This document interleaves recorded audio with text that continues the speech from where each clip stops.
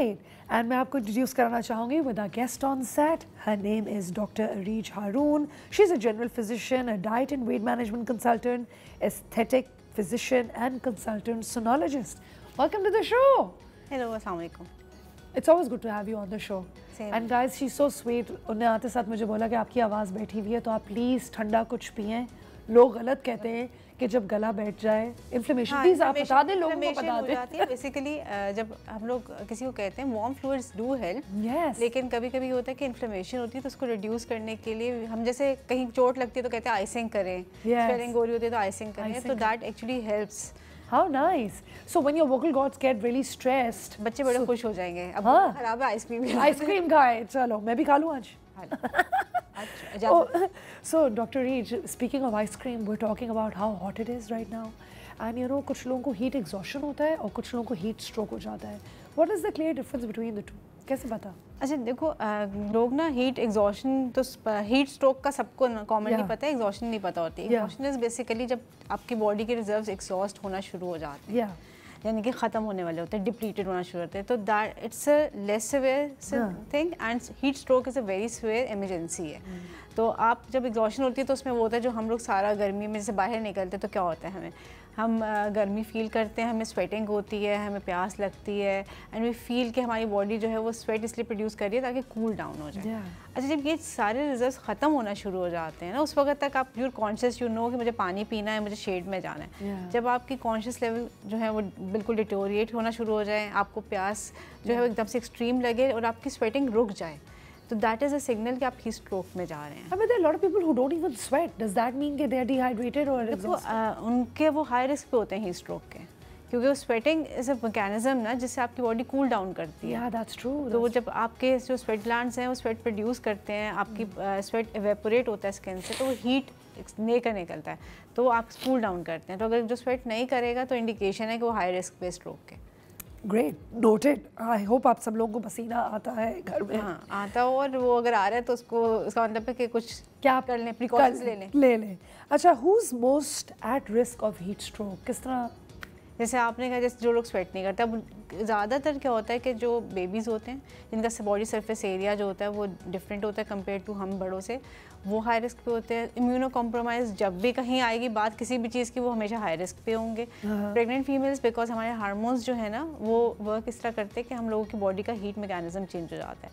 And then people who are old and elderly, उनका इस वजह से, क्योंकि मोस्टली ऐसे लोगों को या तो कोई ना कोई कोमॉर्बिड्स होते हैं, डिजीज़ होती हैं, या वो कोई मेडिसिन ले रहे होते हैं, और उनका वैसे ही जो टेम्परेचर रेगुलेटरी सिस्टम है हमारी बॉडी का वो चेंज हो जाता है. आपने देखा बड़े बूढ़े जो होते हैं उनको सर्दी भी ज़्यादा लगती है और उनको गर्मी भी ज़्यादा लगती है. They need an optimum temperature. Yes, that's true, that is true.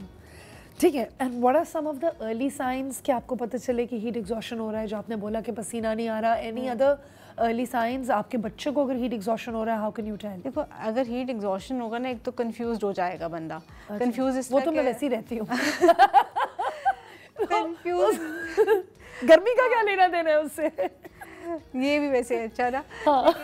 जो नहीं रहते वैसे उनके लिए सिम्टम कि उनको वो कंफ्यूज हो जाएंगे, थोड़ा सा कॉन्शियस लेवल चेंज हो जाता है. प्यास बहुत शदीद लगना शुरू हो जाती है, और जो लोग स्वेट करते करते एकदम से उनका स्वेटिंग कम होना शुरू हो जाता है. अच्छा, बॉडी यानी कि हीट लूज नहीं कर रही, उसका मैकेनिज्म फेल हो रहा है, तो दैट इज़ अ साइन के हीट स्ट्रोक की तरफ जा रहे हैं. और बॉडी टेम्परेचर जो है ना वो रेज होता है. आपको जब हीट एग्जॉशन हो रही है, जैसे हम गर्मी में जाते हैं तो हमें बुखार वाली फीलिंग तो नहीं आती. हमारा थर्मोमीटर पे अगर आप टेम्परेचर चेक करें तो इट रिमेन्स द सेम, जो एक नॉर्मल कोर टेम्परेचर होना चाहिए 98.6. लेकिन अगर टेम्परेचर राइज करना शुरू हो गया विद ऑल दीज सिम्टम्स और गर्मी में कोई खड़ा हुआ है तो emergency, got it. Acha, would you think that it's the same for pets as well? I know pets aren't really something that covers your area, but मैंने नोटिस किया कुछ बेचारे जानवर भी बिल्कुल, मतलब मेरी बिल्ली तो बिल्कुल ही मतलब पड़ी हुई होती है इस तरह कि मुझे तरस आ रहा होता है कि मैं इसका हेयर उनका वैसे भी वो होता है ना, क्योंकि उनकी बॉडी में जो फर होती है वो हीट उनकी ट्रैप रखती है,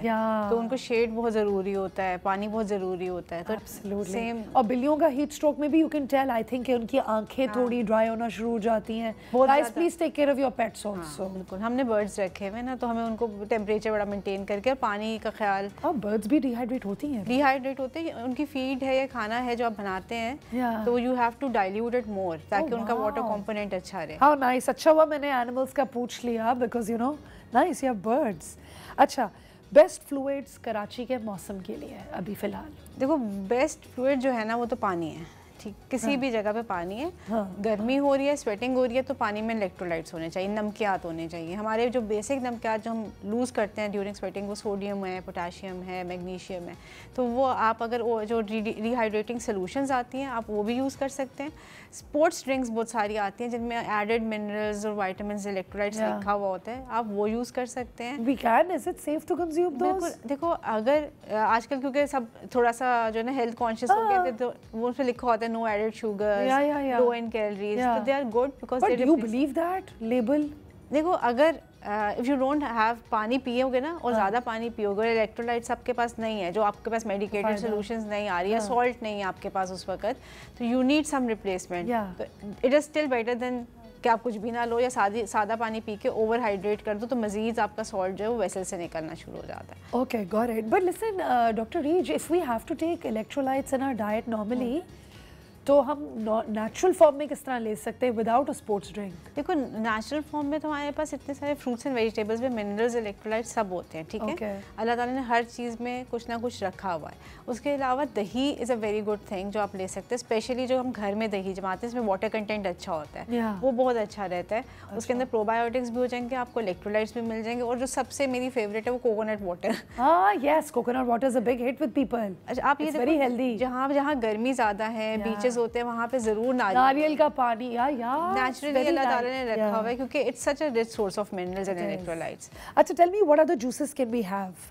हाइड्रेशन में may be watermelon juice would be nice. Fresh fruits के जूसेस आप जैसे लेते हो तो उसमें हम वाटरमेलन भी एडवाइस करते हैं। मैं आजकल एक ड्रिंक बताती हूँ अपने पेशेंट्स को, जो एक तो आपका ना थोड़ा सा एक्सेस वाटर इनटेक जो अगर हम पी लेते हैं, जैसे कुछ लोगों को ब्लोटिंग भी बहुत हो जाती है मसाले वगैरह खाने से, वो भी रिड्यूस करता है, वो हाइड्रेट भी कर देगा। अगर आप उसमें थोड़ा सा सॉल्ट डाल देंगे, किसी को डायबिटीज़ नहीं है या वेट का इशू नहीं है, तो they can even add some गुड़ और हनी इन दैट। वो आपने ग्रीन एप्पल्स लेने हैं, बहुत सस्ते आराम से इजीली मिल जाते हैं, ग्रैनी स्मिथ्स, हाँ ग्रीन वाले, ठीक है। उसका आपने ब्लेंड करना है with some water and you can add a bit of parsley in that. अगर क्यूकम्बर किसी को अच्छा लगता है, कीवी अच्छा लगता है, वो उनमें से कोई एक ग्रीन फ्रूट और ऐड कर ले, उसको बस ब्लेंड करें, उसमें थोड़ा लेमन जूस ऐड करें, pinch of salt and that's it.